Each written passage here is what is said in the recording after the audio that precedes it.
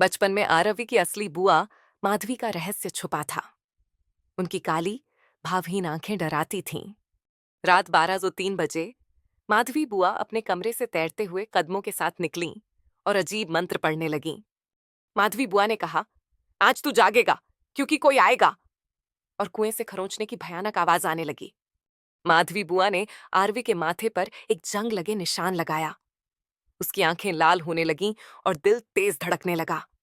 साधुओं ने घर में प्रवेश किया, मंत्र पढ़े और बुआ जलने लगीं, परंतु दैत्य की आवाज ने सब कुछ हिला दिया। मुख्य साधु ने निशान मिटाया, दैत्य चिल्लाया और गायब हो गया। घर शांत हुआ, लेकिन डर अभी भी बना रहा। 23 साल बाद भी रात 12:03 आवाज आती रही। आरवी अब 52 साल का था। आर्या की 14वीं जन्मदिन की रात खिड़की पर फिर वही आवाज आई और ठंडी राख जैसी हवा कमरे में फैली। आरवी ने मंदिर का दरवाजा खोला, लेकिन साधुओं ने 28 साल पहले कैद की थी बुआ गायब थी। माधवी बुआ काले धुएं वाली आंखों और नाखूनों के साथ प्रकट हुईं और आर्या की ओर इशारा किया। साधु आए, लड़ाई हुई। आर्या ने शक्तिशाली काला धुआं निकाला और साधुओं को हराया। त्रिशूल तोड़ा गया। बुआ की आत्मा झलकर काले धुएं में समाई। आर्या बेहोश लेकिन जीवित, पर उसकी परछाई मुस्कुरा रही थी। डॉक्टरों ने आईसीयू में आर्या को रखा। उसकी धड़कन असामान्य थी। आईसीयू के कांच पर नाम MADHVI उभरने लगा। आर्या की आंखें लाल हो गईं। पुराना साधु आया और कहा, मृत्यु वापस आई है, पर अकेली नहीं। खून जैसे काले द्रव से माधवी बुआ का भयानक रूप उभरा। आर्या ने साधु का दिल निकाल दिया। मौत की गंध फैल गई। मां की भूतिया उपस्थिति आई। तीनों शक्तियां हवा में टकराईं। जब तीनों शक्तियां हवा में टकराईं, अस्पताल एक क्षण के लिए थम गया। आर्या का शरीर अब इंसानी नहीं। उसकी हड्डियां उभर रही थीं। आंखों में लाल आग जल रही थी। माधवी बुआ की हंसी एक घातक श्राप बन गई, जो हर जीव की रूह तक पहुंच रही थी। आरवी की मां दिव्य शक्ति से भरी सफेद धुएं के घेरे में चमक रही थीं। शून्य में दैत्य का उदय, रक्त की नदी और शक्तियों का भयंकर संघर्ष। आर्या ने अपनी शक्ति स्वीकार की, दैत्य पर हमला किया और शून्य में शांति लौट आई। आदित्य, रिद्धि और आरव मंदिर की घंटियों के बीच खड़े थे। हवा अचानक भारी हो गई। आदित्य ने फर्श पर पड़ा पुराना ताबीज उठाया। मंदिर कांप उठा और काली धुंध छा गई। काली धुंध से एक आकृति बनती है। लंबे काले बाल, सफेद साड़ी, लाल आंखें, बुआ की भयानक उपस्थिति। बुआ कहती है, मैं वापस आ गई हूं और अब कोई मुझे रोक नहीं सकता। पंडित जी मंत्र पढ़ते हैं, पर बुआ की हंसी में दर्द और नफरत है। आदित्य ताबीज चमकाते हुए बुआ से सवाल करता है। बुआ कहती है, मैं आत्मा की पूर्णता चाहती हूं जो तुमसे मिलेगी। ताबीज जलने लगता है। प्राचीन घंटी बजती है। बुआ भयभीत होती है और कहती है, मृत आत्माओं की संरक्षक शक्ति आ गई है। मंदिर की प्राचीन घंटी बज रही थी। हवा भारी और ठंडी होती जा रही थी, जैसे कोई प्रबल शक्ति जाग रही हो। बुआ की आंखों में डर था, क्योंकि आत्माएं जो उसने कैद की थीं, अब जाग रही थीं। आत्माओं की चीखें कानों में गूंज रही थीं, जिससे रिद्धि और आरव दर्द महसूस कर रहे थे। बुआ की बेटी की आत्मा ने उसका हाथ पकड़ लिया। उसकी मासूम आंखें सवाल कर रही थीं। मंदिर की छत फट गई। एक विशाल काला भंवर बना।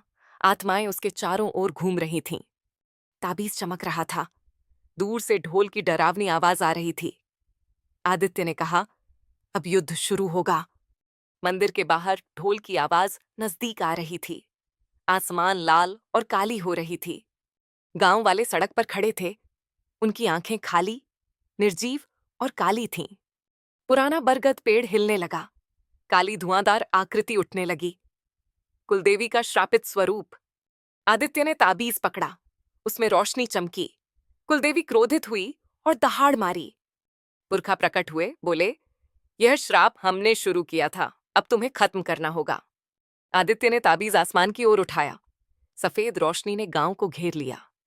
कुलदेवी शक्ति खोने लगी। गांव में शांति लौटने लगी थी, पर वह शांति जैसे तूफान से पहले की खामोशी हो। शहर की रोशनी और भीड़ के बीच ताबीज हल्की धड़कनें देने लगा। जैसे कुछ जीवित हो। रिद्धि ने मंदिर की घंटी की आवाज सुनी, जो शहर में हो ही नहीं सकती थी। बिजली चली गई। दीवार पर खून से लिखा वाक्य दिखा, मैंने कहा था ये खत्म नहीं हुआ। हवा में राख उद्दिख रही थी। एक सुनहरी आंखों वाली औरत का चेहरा धीरे धीरे बन रहा था। हर स्क्रीन पर उलटी गिनती शुरू हुई। किंता अधिष्ठा का जन्म नजदीक था। उल्टी गिनती तेजी से घट रही थी और घर में अजीब फुसफुसाहटें गूंज रही थीं। फोन पर उलटी गिनती फिर से शुरू हुई और एक पुरानी हवेली की लोकेशन खुल गई। सड़क खाली थी। हर सिग्नल हरा हो रहा था, जैसे दुनिया उन्हें हवेली तक ले जा रही हो। हवेली का दरवाजा अपने आप खुलने लगा।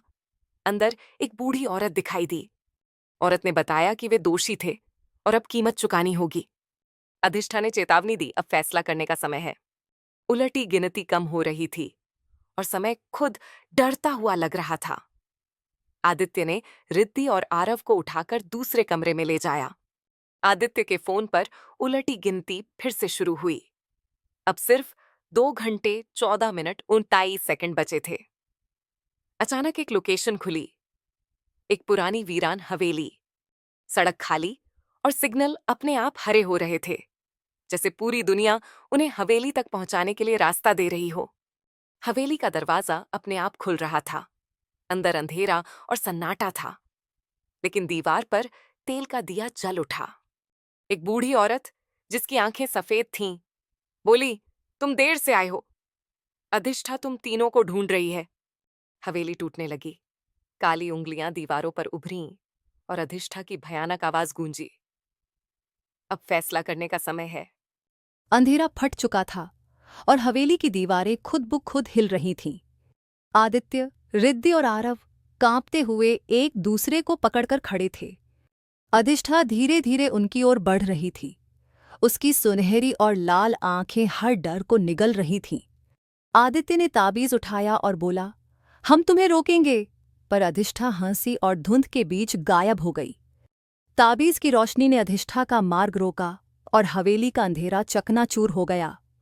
तीनों धीरे धीरे हवेली से बाहर निकले, जानते हुए कि श्राप अब भी खत्म नहीं हुआ।